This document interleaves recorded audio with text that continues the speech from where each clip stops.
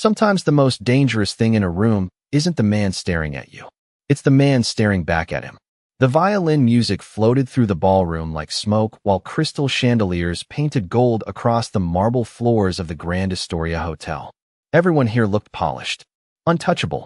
Women in silk gowns laughed softly over champagne that probably cost more than my monthly rent. Men in tailored tuxedos shook hands beside floor-to-ceiling windows overlooking Manhattan like they owned the city beneath them. Maybe some of them did. I adjusted the strap of my black dress for the 5th time and forced myself to smile at another donor who didn't remember my name even after introducing himself twice. 3 weeks organizing this charity gala. 14-hour days. Endless coffee. Endless fake smiles. And somehow I still couldn't stop my hands from trembling tonight. Because Ryan Hale had texted me 20 minutes earlier. I'm here. The words sat in my stomach like ice water. My ex-fiancé had a talent for ruining oxygen itself. Even after 6 months apart, he still knew how to make my chest tighten with one sentence. I scanned the crowded ballroom again, praying maybe he'd changed his mind. Maybe he'd gone home. Maybe for once life would give me a break. Then I saw him. Dark blue tux. Confident smile. Moving through the crowd like he belonged there. Like he hadn't once made me cry quietly in a bathroom so my neighbors wouldn't hear. My pulse stumbled hard enough to hurt. Claire. My coworker Jenna touched my arm lightly. You okay? I nodded too fast. Fine. Just tired. Lie. Ryan's eyes found mine across the ballroom at the exact same moment. His smile widened slowly. Possessively. My skin went cold. He started walking toward me. Every survival instinct inside me screamed run. I turned too quickly, nearly colliding with a waiter carrying champagne. Sorry, I whispered automatically before weaving deeper into the crowd, my heels clicking too fast against marble floors. My breathing shortened. Not here. Please not here. I passed clusters of wealthy strangers and towering floral arrangements until I reached the edge of the dance floor where couples swayed. Beneath soft golden light, Ryan was still following me. Calm. Certain. Like he already knew I wouldn't escape him. My vision blurred for one awful second. Then I saw him. Tall. Broad shoulders beneath a perfectly tailored black suit. Standing alone near the orchestra platform with one hand resting loosely in his pocket while the entire room unconsciously curved around him. People moved differently near him. Careful. Respectful. Afraid. I didn't think. I couldn't think. Panic grabbed the wheel. I walked straight toward the stranger and reached for his arm before my courage disappeared. Please, I whispered, my voice shaking harder than I wanted. Just dance with me. My ex is here. For one terrifying second, I thought he might refuse. Then his eyes lifted to mine. Gray. Cold. Sharp enough to cut through every lie I'd ever told myself. He looked at me like he could already see the panic under my skin. Slowly, he set down the whiskey glass in his hand. Of course, he said quietly. His voice was smooth. Controlled. Dangerous in a way I couldn't explain. Before I could second-guess myself, his hand settled gently against my waist, and he guided me onto the dance floor. The orchestra continued playing, but something strange happened around us. Conversations faded. Laughter softened. I felt people watching. The stranger pulled me closer with effortless confidence, one hand warm against mine, while we moved beneath the chandeliers like we had done this before. My heartbeat refused to slow down. You're shaking, he murmured. I'm fine. Another lie. His eyes stayed on my face. No, he said calmly. You're afraid. The words almost cracked something open inside me. Then Ryan appeared at the edge of the dance floor. His expression darkened instantly when he saw the man holding me. Claire, Ryan called sharply. Come here. I stiffened automatically. The stranger noticed. Of course he noticed. Men like him probably noticed everything. Ryan stepped closer, forcing a smile that didn't reach his eyes. I think there's been a misunderstanding. The stranger finally looked at him. Just looked. And Ryan stopped moving. It was subtle, barely visible, but I saw it happen. The confidence drained from Ryan's face so fast, it almost frightened me more than his anger ever had. The stranger's thumb brushed lightly against my wrist where faint marks still hid beneath makeup and jewelry. His jaw tightened almost invisibly. Did he hurt you? He asked softly. I couldn't answer. The ballroom suddenly felt too warm, too bright. Ryan swallowed hard. Sir, he said carefully now, this doesn't concern you. The stranger's expression never changed, but the air around him did. Heavy. Quiet. Controlled. Like standing too close to a storm before lightning hits. Everything concerning her, he said calmly, concerns me now. Ryan Hale had never looked small to me before. That was what terrified me most. 6'2". Former college athlete. Loud voice. Expensive watch. The kind of man who filled every room simply because everyone else learned to make space for his moods. For 2 years, I had watched people laugh nervously when he snapped at waiters or slammed doors too hard. I had watched friends excuse things they should not have excused because Ryan knew how to smile 5 minutes later like nothing happened. But standing across from the man holding me now, Ryan suddenly looked uncertain. Human. Weak, even. The stranger did not raise his voice. He did not move aggressively. He simply existed with a kind of terrifying calm that made the entire ballroom feel smaller around him. Ryan tried to recover first. He forced another smile and stepped closer to the dance floor. Claire, he said carefully, you are embarrassing yourself. My stomach twisted automatically. Embarrassing yourself. Ryan always said that when he wanted me quiet. When he wanted me smaller. I felt the stranger's hand tighten slightly at my waist. Not enough to hurt. Just enough to steady me. I think the lady is comfortable where she is, he said smoothly. Ryan's jaw flexed. This is between me and my fiancé. Ex-fiancé. I corrected softly before I could stop myself. Ryan's eyes snapped toward me. Cold irritation flashed there for half a second before he masked it again. Too late. The stranger saw it. Of course he did. His expression remained unreadable, but something sharpened. Behind those gray eyes.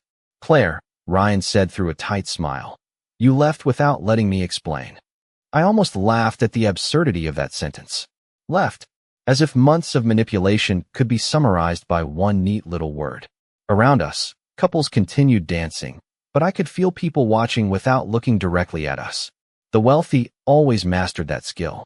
Observing disaster while pretending not to notice it. The orchestra shifted into a slower song. The stranger guided me effortlessly across the polished floor. Look at me, he murmured quietly.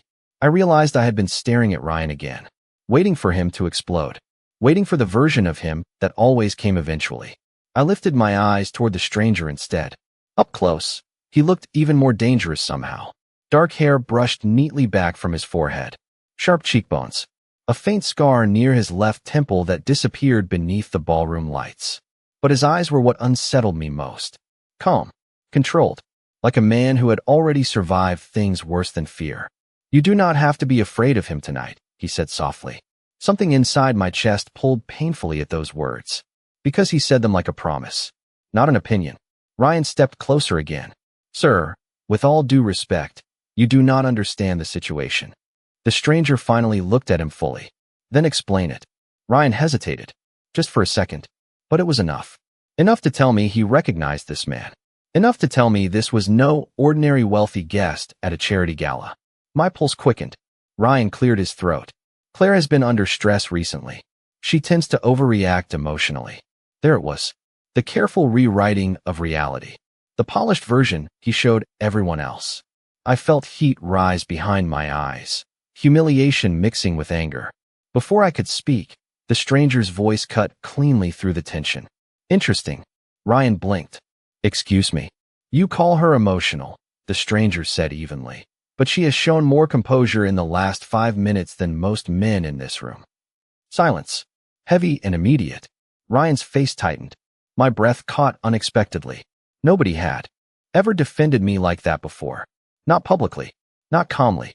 Not without asking for something in return afterward. Ryan laughed awkwardly, but the sound lacked confidence now. Look, man, I do not know who you are, but this is personal. I know exactly who I am, the stranger replied. The better question is whether you know who I am. Ryan went pale. Actually pale. The blood drained from his face so quickly it startled me. The stranger did not elaborate. He did not need to. 2 men in dark suits had appeared quietly near the edge of the ballroom sometime during the conversation. Security, maybe. Except hotel security did not stand like that. Straight-backed. Alert. Watching the stranger instead of the crowd. Watching for instructions. Ryan noticed them too. His throat moved hard. Claire, he said quietly now. Can I speak to you alone? Fear tried to rise in my chest again out of old habit. But the stranger's hand remained steady against my back. Grounding me. No, I whispered. Ryan stared at me like he could not believe I had said it. Maybe I could not either. The stranger lowered his head slightly toward mine, his voice barely above the music. Good answer. Then, for the first time all night, the corner of his mouth lifted faintly. Not a smile exactly. Something rarer. Approval. Ryan took another slow step backward. I did not realize she was under your protection, he said carefully. Protection. The word echoed strangely in my head. The stranger's gaze never left Ryan. Neither did she, he replied calmly. But here we are. The music ended, but Adrian Blackwood did not let go of my hand immediately. Around us, polite applause drifted through the ballroom, while couples separated beneath the chandeliers, returning to their conversations and champagne and carefully curated lives. Ryan stood near the edge of the dance floor, looking like a man trying not to drown in front of witnesses. I should have felt relieved. Instead, I felt off balance. Nothing about tonight made sense anymore. Adrian released my hand slowly, his fingers brushing mine for half a second longer than necessary. You should leave before your ex forgets how afraid he is, he said calmly. I stared at him. Who are you? This time he answered. Adrian Blackwood. The name hit the air around us strangely. Heavy. Final. Even I recognized it vaguely, though I could not place where from. Newspapers maybe. Rumors whispered at office parties. Real estate. Nightclubs. Investments. The kind of billionaire people discussed carefully without ever saying too much. Before I could ask another question, an older man in a tuxedo approached us with visible nervousness. Mr. Blackwood, he said quickly. The mayor just arrived. Adrian did not look away from me. Tell him he can wait 5 minutes. The older man blinked once in surprise before nodding immediately and disappearing back into the crowd. My pulse skipped strangely. Men like mayors did not wait for people. But apparently they waited for Adrian Blackwood. Claire. Ryan's voice returned behind me carefully now, stripped of earlier confidence. Can we please talk outside? I stiffened automatically. Adrian noticed. No, he said before I could answer. Ryan's jaw tightened. This does not concern you. Adrian adjusted the cuff of his black suit with infuriating calm. You keep saying that. Because it is true. Adrian finally looked at him again. You frightened her in a room full of witnesses. His voice remained quiet. That concerns me. Ryan swallowed hard. I could actually see sweat beginning to form near his collar despite the ballroom's cool air. Something was deeply wrong here. Ryan feared this man. Not socially. Not financially. Instinctively. Like prey recognizing a larger predator. And somehow that realization should have scared me too. Instead, it made me feel safer than I had felt in months. Which probably said terrible things about my life lately. Claire. Ryan softened his tone suddenly, stepping toward me again. I came tonight to apologize. Adrian's expression did not change, but his eyes darkened slightly. You brought flowers to her office 3 weeks after she blocked your number, he said evenly. You waited outside her apartment building twice. Last Tuesday you followed her car for 14 blocks. My blood froze solid. Ryan looked horrified. How do you know that? Adrian ignored the question completely. His gaze shifted toward me instead. You never reported him. Shame burned hot beneath my skin. I did not want to make things worse. Adrian studied me quietly for a long moment. There was no judgment in his face. Somehow that made it harder to breathe. Women spend too much time managing the consequences of men's behavior, he said softly. Ryan laughed nervously. This is insane. Adrian still looked only at me. Did he ever touch you in anger? Silence swallowed the question whole. I felt my throat tighten painfully. Across the ballroom, crystal glasses clinked while wealthy strangers continued pretending none of this existed. Ryan's voice sharpened slightly. Claire. Warning. Familiar. Automatic. My body reacted before my mind did, shoulders tightening instinctively beneath the memory of old arguments. Adrian noticed that too. Of course he did. Something cold entered his expression then. Not explosive anger. Worse. Controlled disappointment. Like a man reaching a conclusion he had hoped not to reach. Answer me honestly, he said quietly. Nobody had asked me that before. Not really. Friends asked if I was okay, but they wanted comfortable answers. Easy answers. Ryan demanded explanations only so he could rewrite them later. But Adrian stood there looking at me like the truth mattered more than his comfort. My voice came out barely above a whisper. Sometimes. Ryan closed his eyes briefly like the word physically hurt him. Claire, come on. That is not fair. Adrian finally looked at him fully again. The ballroom suddenly felt colder. Fair, he repeated softly. Ryan stepped backward immediately. I never meant to scare her. Adrian's face remained unreadable. And yet she still flinches every time you raise your voice. Ryan looked cornered now. Truly cornered. His breathing uneven. His confidence gone. For the first time since I met him, I saw fear in Ryan Hale's eyes. Real fear.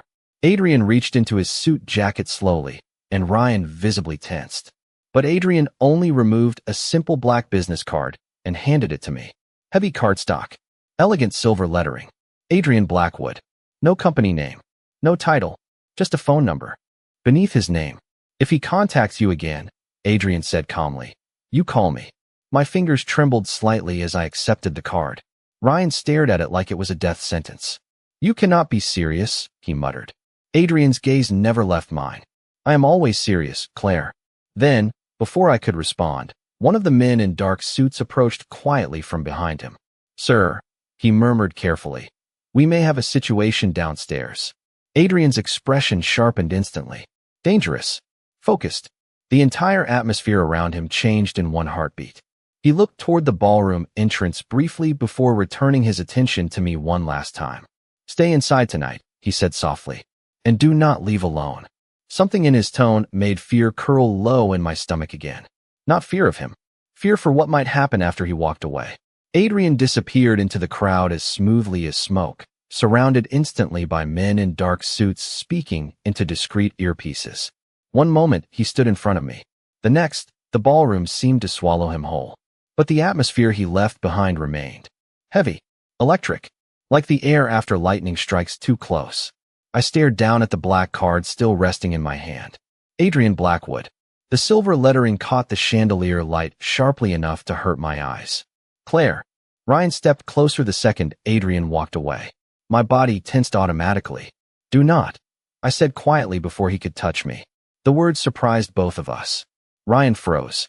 For months after leaving him, I had rehearsed stronger versions of myself in mirrors and empty apartments. Brave Claire. Angry Claire. Untouchable Claire. But fear always showed up before courage did whenever Ryan stood too close. Tonight felt different somehow. Maybe because another man had finally looked at Ryan and seen exactly what I saw. You are making a mistake, Ryan muttered under his breath. You have no idea who that man is. I folded my fingers around the business card instinctively. Then tell me. Ryan glanced around the ballroom uneasily before lowering his voice further. People disappear around Adrian Blackwood. My stomach tightened. What does that mean? It means men twice my size do not say no to him. Ryan dragged a hand through his hair, frustration cracking through his carefully rebuilt composure. Claire, I came tonight to fix things between us. Then you attach yourself to someone like him. I did not attach myself to anyone. You danced with him. The accusation sounded absurd enough that I almost laughed. Instead, exhaustion hit me suddenly. Emotional exhaustion. The kind that settles into your bones after too many months spent defending your reality to someone determined to rewrite it. Ryan, I said quietly, you followed me here. He opened his mouth immediately. Because you would not answer my calls. Because I blocked your number. Silence. Sharp and immediate. His jaw flexed again. I was trying to apologize. No, I whispered. You were trying to regain control. The words landed harder than I expected. Maybe because I had never said them out loud before. Ryan stared at me for a long second like he no longer recognized the woman standing in front of him. Maybe I did not fully recognize myself either. Before either of us could speak again, the ballroom lights flickered once. Subtle, quick, but enough to shift the room instantly. Conversations quieted. Several guests glanced toward the entrance where hotel security suddenly moved with visible urgency. A strange ripple passed through the crowd. Fear disguised as curiosity. Ryan noticed too. I need to go, he muttered immediately. What? His eyes darted toward the front doors. Claire, listen to me carefully. If Adrian Blackwood tells you to do something, you do it. Confusion crashed through me. You just spent 20 minutes warning me about him. Because men like him do not protect people for free. The words settled heavily in my chest. Before I could respond, Ryan stepped backward quickly. Too quickly. Like instinct was dragging him away before his brain caught up. Ryan. He looked at me one final time. Something almost regretful flickered across his face. You should leave this city for a while, he said softly. Then he disappeared into the crowd before I could stop him. I stood alone near the dance floor gripping Adrian's card while anxiety curled tighter in my stomach. Across the ballroom, several wealthy guests were already leaving early, murmuring quietly among themselves. Whatever situation Adrian's men had mentioned downstairs, people clearly knew more than I did. Story of my life lately. Claire Bennett. I turned sharply. One of Adrian's security men stood beside me now. Tall, broad shoulders beneath a black suit. Calm eyes trained carefully on the room around us instead of directly on me. Mr. Blackwood asked me to escort you home. Every instinct inside me immediately resisted the idea. That is not necessary. It was not presented as a suggestion. Irritation sparked briefly through my fear. Does he order everyone around like this? The guard's expression almost shifted into amusement. Almost. Only when he believes they are in danger. I crossed my arms tightly. And what exactly is the danger? The man hesitated carefully, clearly choosing his words. Mr. Blackwood attended tonight because he received information about a potential security issue involving certain guests. Cold slid slowly down my spine. What kind of issue? The kind he prefers nowhere near civilians. Civilian. The words sounded strange coming from him. Like Adrian and his people existed somewhere outside normal society entirely. The ballroom suddenly felt too crowded. Too bright. Too loud. I can drive myself home, I insisted weakly. No. The guard replied immediately. Not aggressive. Certain. You cannot. Fear prickled harder beneath my skin now. I looked toward the entrance instinctively.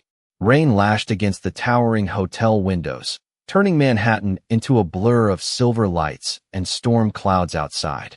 Somewhere beyond those doors waited my tiny apartment. My normal life. My carefully rebuilt independence. And somehow all of it suddenly felt very far away. The guard touched his earpiece briefly, listening to something I could not hear. Then his expression tightened.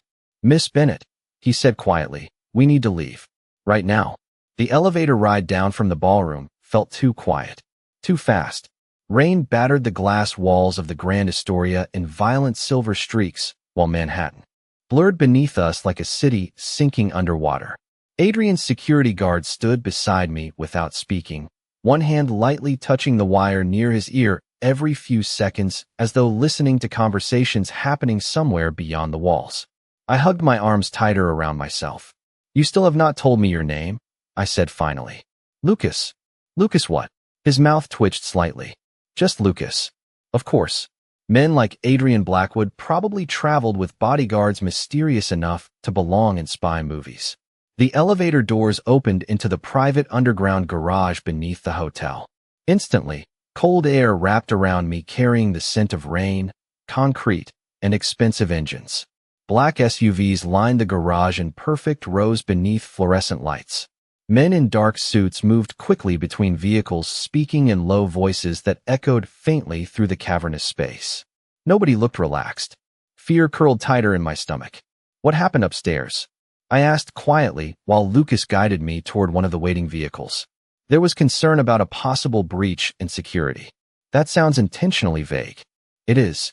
Irritation flickered through me again. You people answer questions like politicians. Politicians answer to voters, Lucas replied dryly. We answer to Adrian. Before I could respond, movement near the far end of the garage caught my attention. Adrian strode toward us, surrounded by three men speaking rapidly around him. His expression looked colder now than it had upstairs. Sharper. Whatever softness appeared during our dance had disappeared entirely.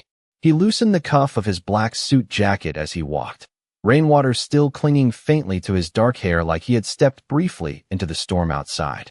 Every person in the garage shifted subtly when he passed. Respect. Fear. Obedience. It rolled off him naturally.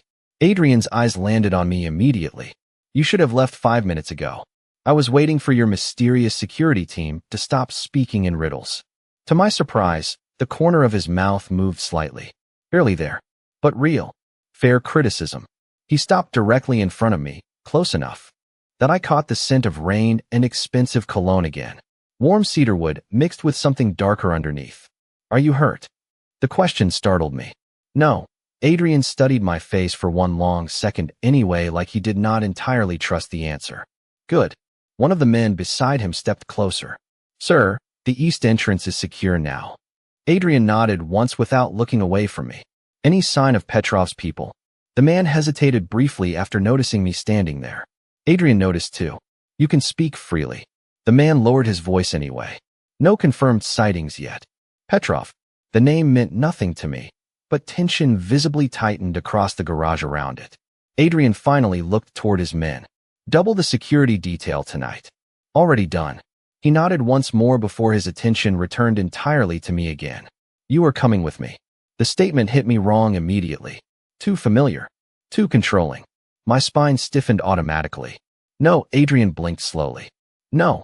I appreciate the help tonight, I said carefully. But I am not going anywhere with a man I met 2 hours ago. Silence settled briefly between us.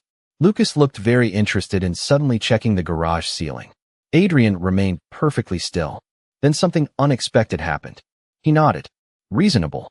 The answer caught me off guard hard enough that I forgot my irritation for a second. Most powerful men hated hearing no. Ryan certainly had. Adrian simply slipped one hand into his coat pocket and studied me calmly instead. Then allow my driver to take you home. I can take a cab. No, the word came sharper this time. Instinctive. Protective. I crossed my arms tighter. You do realize telling women what to do is not charming anymore, right? One of Adrian's men looked horrified by my tone. Adrian just looked tired suddenly. Claire. My name sounded different in his voice. Softer than it should have. A man connected to an organization called the Volkov Syndicate entered that ballroom tonight carrying a weapon he should not have had access to. Cold spread slowly beneath my skin. What? He never reached the main event. Adrian continued evenly. But until we understand why he was there, everyone connected to tonight remains at risk. I stared at him speechless while rain hammered harder outside the garage entrance. This could not possibly be real life anymore. Syndicates. Security breaches. Armed men at charity galas. I organized seating charts for a living. Adrian watched realization settle across my face carefully. Now do you understand why I do not want you alone tonight? Fear twisted low in my stomach. Was it because of me? No, his answer came instantly. Certain. You were simply unlucky enough to walk into my evening. Strange warmth flickered briefly through my panic at those words. Unlucky. Maybe. But Adrian still stood here, making sure I was safe, while most people would have disappeared the moment things became complicated. I do not have anything with me except my purse, I admitted quietly. Then we will buy whatever you need tomorrow. My eyes widened. Tomorrow. Adrian looked genuinely confused by my reaction. Did you think I was letting you out of my sight tonight? There it was again. That dangerous possessiveness hidden beneath calm words. My heartbeat stumbled strangely. You do not even know me. Adrian's gray eyes held mine steadily, while distant thunder rolled above Manhattan. I know enough. The drive through Manhattan felt unreal.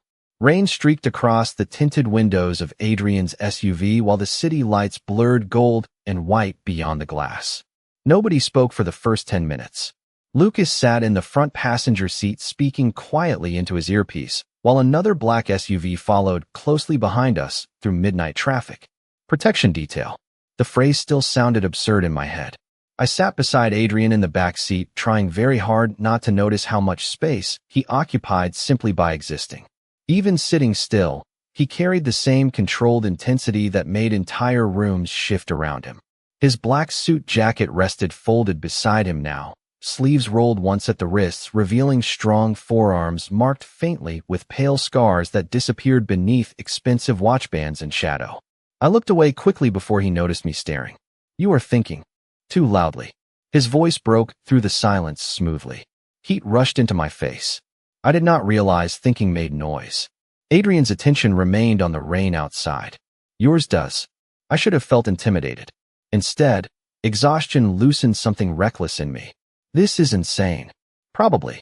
I met you tonight. Also true. I turned toward him fully. And now I am apparently in a convoy with a man whose security team talks about syndicates like weather reports. Adrian finally looked at me then. Calm gray eyes. Impossible to read completely. You forgot the part where you asked a stranger to dance. I was panicking. I know. His voice softened slightly on the last word. That softness unsettled me more than the danger did somehow. Outside, thunder rolled low across the city skyline.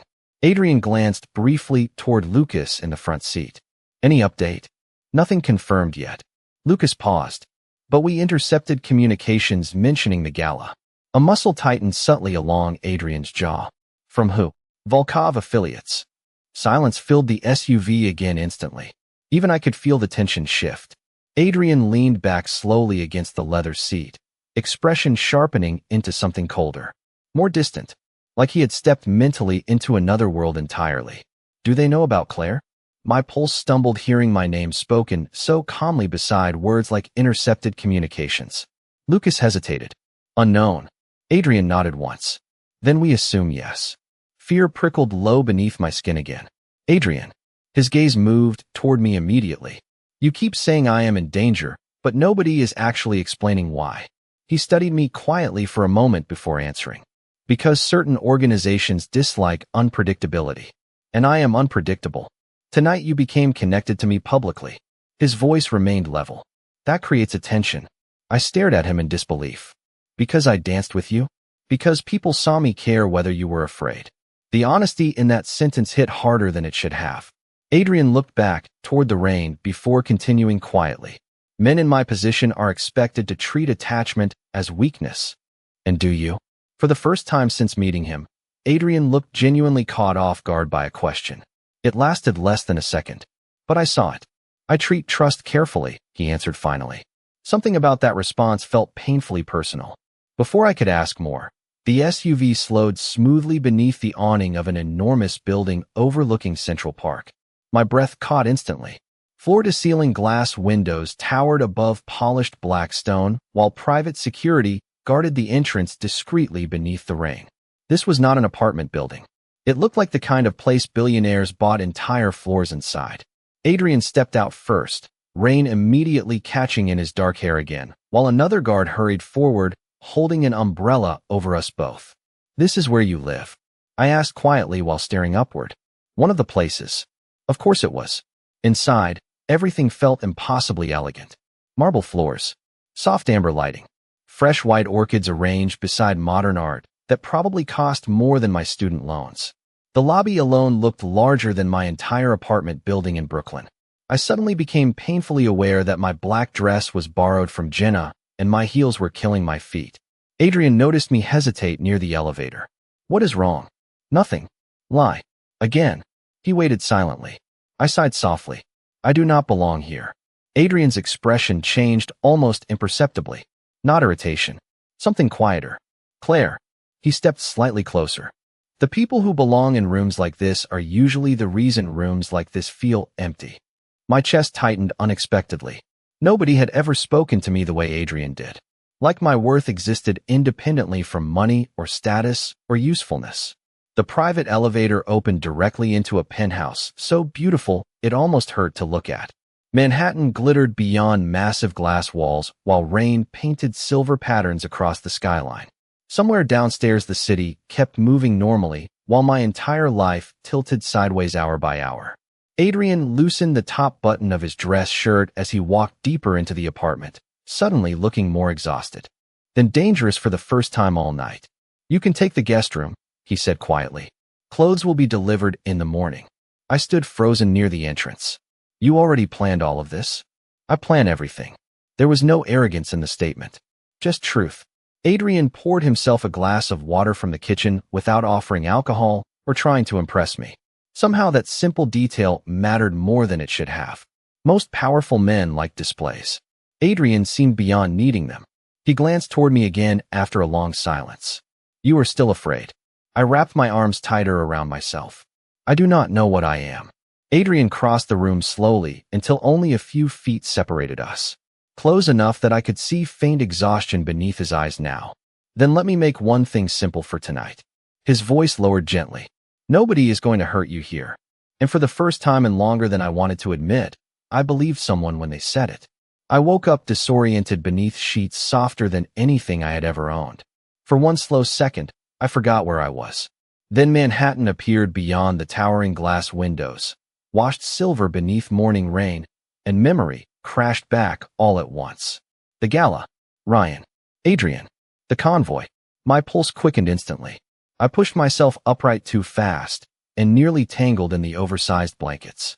Sunlight filtered weakly through storm clouds, painting the guest bedroom in muted gold and gray. Everything about this place felt impossibly quiet. Not empty. Controlled.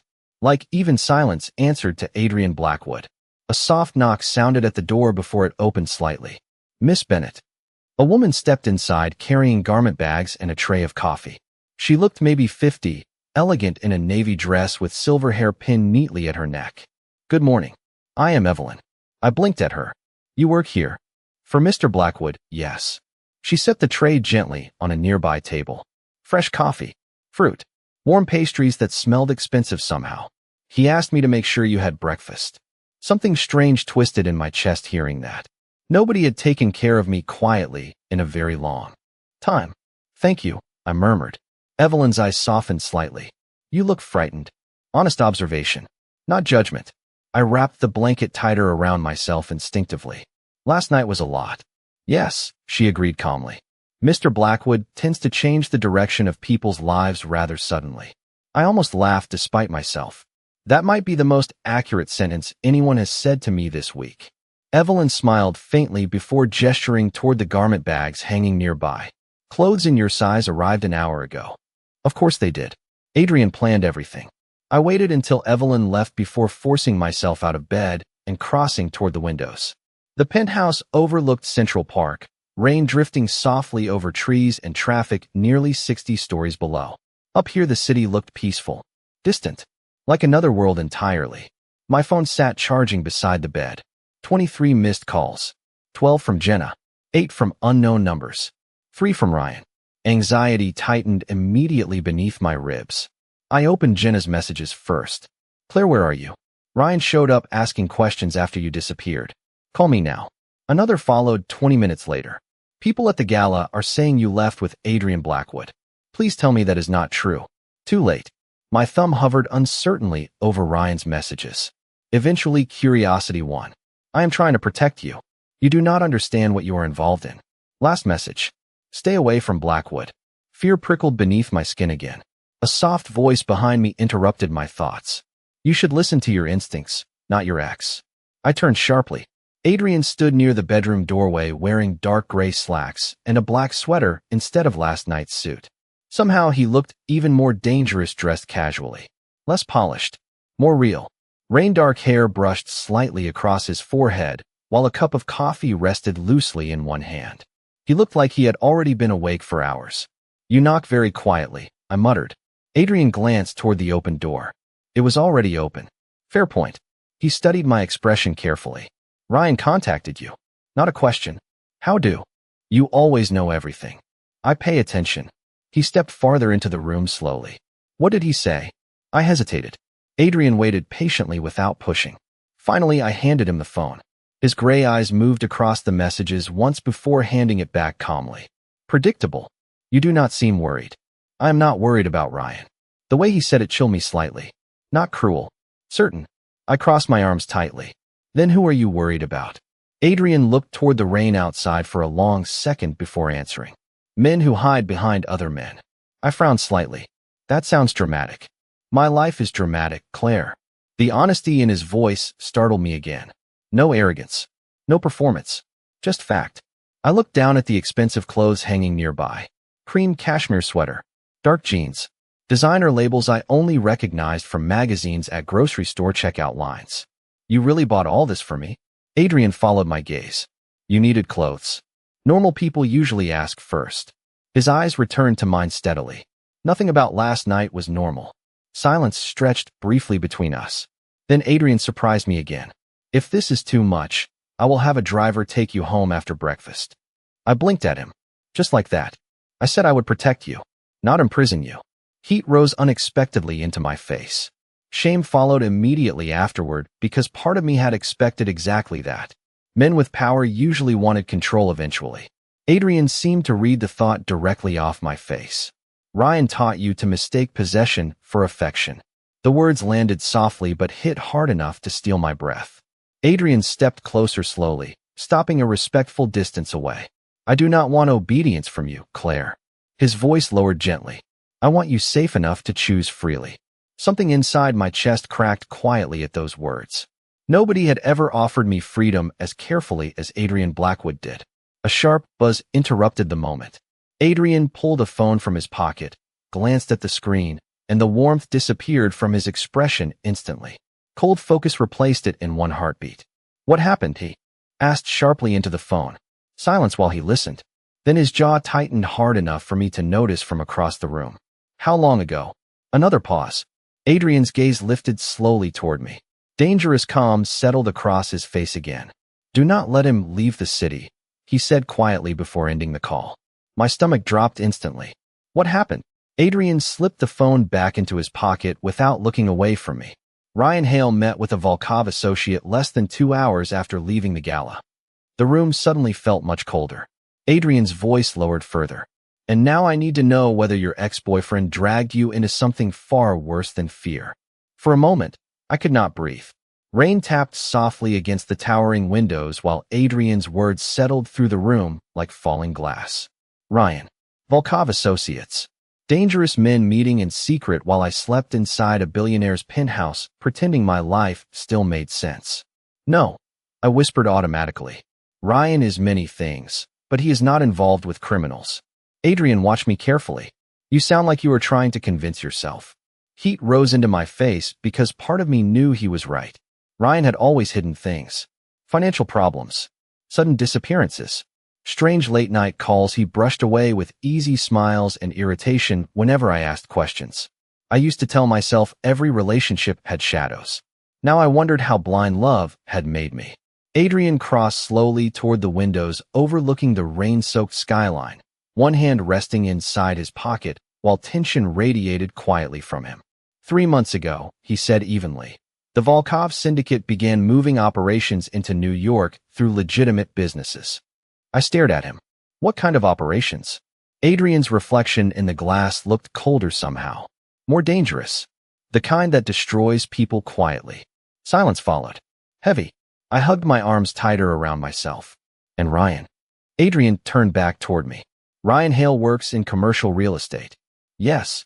Commercial real estate is useful for money laundering. My stomach twisted violently. No, Adrian did not argue. Somehow that made it worse. He simply watched me process the possibility piece by piece while rain blurred the city behind him. Last night, he continued quietly, Ryan met with a man connected to the Volkov organization in Brooklyn. Maybe it was business. Adrian's eyes held mine steadily. At 2:30 in the morning inside a closed warehouse. Fear crawled slowly beneath my skin now. Real fear. Not the familiar fear Ryan used to create through raised voices and emotional pressure. This felt larger, colder, like accidentally standing too close to something deadly without realizing it. I sat slowly on the edge of the bed because my knees suddenly felt weak. Adrian noticed immediately. He moved closer instinctively before stopping himself halfway, like he was consciously trying not to overwhelm me. Claire. My name sounded gentler in his voice now. Look at me. I forced my eyes upward. Adrian crouched slightly in front of me, bringing himself closer to eye level instead of towering over me. The gesture should not have mattered, but it did. Whatever Ryan became involved in, Adrian said carefully, you are not responsible for it. Emotion tightened unexpectedly in my throat. You keep saying things like that. A faint line appeared between his brows. Like what? Like you already know how much blame I carry around. Adrian went still briefly. People who survive controlling relationships usually blame themselves for things they never controlled. The accuracy of that statement hurt more than I wanted to admit. I looked away quickly toward the rain outside. You talk like you understand. Adrian was quiet long enough that I thought he might ignore the comment. Then his voice came low and calm behind me.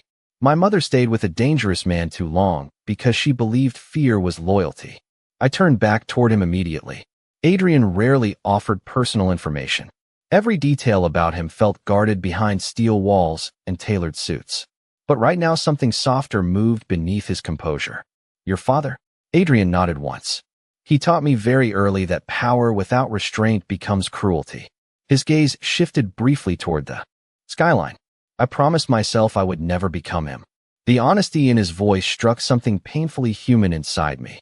For the first time since meeting Adrian Blackwood, I stopped seeing only the dangerous billionaire surrounded by security teams and whispered fear. I saw a man carrying old scars beneath expensive clothes. The realization made my chest ache unexpectedly. A sharp knock interrupted the silence. Lucas stepped into the room immediately after. "Sir." Adrian straightened at once, calm disappearing beneath sharp focus again. "What is it?" We intercepted another communication. Lucas glanced briefly toward me before continuing carefully. "Volkov's people are looking for a woman connected to the gala." Cold swept through me instantly. Adrian's expression darkened. Description: female, mid-20s, brown hair, last seen leaving with you. My pulse stumbled violently. "They are looking for me." Lucas hesitated. "Yes." The room suddenly felt smaller. Airless. Adrian's entire posture changed in one heartbeat. Protective intensity rolled off him hard enough to feel physically. "Increase security on every entrance," he ordered sharply. "Nobody gets near this floor without my approval." "Already done." Adrian nodded once before turning toward me again. Something frighteningly calm settled into his gray eyes. "Listen to me carefully, Claire." My fingers tightened around the blanket beneath me. "Okay." He stepped closer until only a few feet separated us. "Whatever Ryan told these people, whatever connection exists between him and Volkov, you are now part of their attention." Fear climbed hard into my throat. "Why?" Adrian's jaw tightened subtly. "Because last night, in front of half of Manhattan, you became the one thing my enemies know I will protect." Silence crashed through the room. My heartbeat sounded too loud suddenly. Adrian held my gaze steadily while rain hammered harder against the windows behind him. "And men like Volkov," he said softly, "always attack what matters most." The next 48 hours changed everything I thought I understood about fear. Not because of the men looking for me. Not because black SUVs now followed us through Manhattan while Adrian's security team rotated shifts outside the penthouse like silent soldiers. It changed because for the first time in years, I stopped being afraid inside my own skin. Adrian moved through crisis with terrifying precision. Calls at all hours. Meetings behind closed office doors lined with glass and city light. Men arriving in expensive suits carrying information that made entire rooms tense when Adrian read it. And through all of it, he never once treated me like a burden. That alone felt dangerous. On the third night, I found him standing alone on the penthouse terrace long after midnight. Rain had finally stopped, leaving Manhattan glittering beneath cold spring air and endless rivers of traffic below. Adrian leaned against the railing wearing dark slacks and a charcoal coat, one hand wrapped around untouched whiskey while wind pushed softly through his dark hair. He looked exhausted. Not physically, soul-deep exhausted, like a man who had carried responsibility too long without putting it down. "You should sleep occasionally," I said quietly while stepping onto the terrace. Adrian glanced back over his shoulder. "I could say the same thing to you." I moved beside him carefully, resting my arms against the cool metal railing. "I used to think wealthy people had easier lives." Adrian's mouth curved faintly. "That illusion disappears quickly." Silence settled comfortably between us, while distant sirens echoed somewhere far below the city skyline. I studied him quietly beneath the terrace lights. The sharp lines of his face. The constant awareness in his posture even while standing still. Men like Adrian probably never truly relaxed. "Why are you really helping me?" The question came softer than I intended. Adrian did not answer immediately. He looked out across Manhattan for a long moment before speaking. "The first time you touched me, you were shaking." I blinked slightly. "At the gala." Adrian nodded once. "Most people approach me because they want something. Money, protection, influence." His gray eyes shifted toward me finally. "You approached me because you were terrified." Emotion tightened unexpectedly in my chest. Adrian looked away, again before continuing quietly. "And despite that fear, you still apologized after nearly running into a waiter." I let out a small laugh under my breath. "That is your big observation about me?" "No," his voice lowered gently. "My observation is that even frightened, you remained kind." The words hit harder than they should have. Ryan spent years convincing me kindness made me weak. Adrian spoke about it like strength. I stared down at the city lights blinking below us while emotion pressed painfully behind my ribs. "I do not feel strong." Adrian turned toward me fully then. "Claire." My name sounded steady in his voice. "Grounding. You left a man who taught you to fear your own opinions." He stepped slightly closer. "That is strength." My throat tightened suddenly. Nobody had ever framed my survival that way before. Not survival despite weakness. Survival because of courage. Adrian studied my face quietly before reaching into his coat pocket. He pulled out a folded piece of paper and handed it to me. What is this? Financial records connected to Ryan Hale. Cold slid slowly through me as I unfolded the pages. Offshore accounts. Warehouse leases. Payments connected to shell companies I did not understand. Adrian watched me carefully while I read. Ryan owes money to people connected with Volkov, he said evenly. A significant amount. My stomach dropped. That is why he came after me. Partly. Adrian's jaw tightened subtly. Volkov believed Ryan could use his relationship with you to gain proximity to me after the gala. I stared at him in disbelief. But Ryan did not even know I would meet you. No, Adrian's expression darkened slightly. But desperate men improvise. Suddenly, every moment from that night replayed differently inside my head. Ryan showing up unexpectedly. His panic after recognizing Adrian. The fear beneath his confidence. He used me. I whispered. Adrian's gaze held mine steadily. He underestimated you.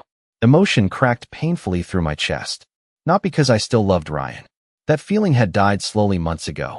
It hurt because I realized how easily someone who once promised forever had treated me like leverage.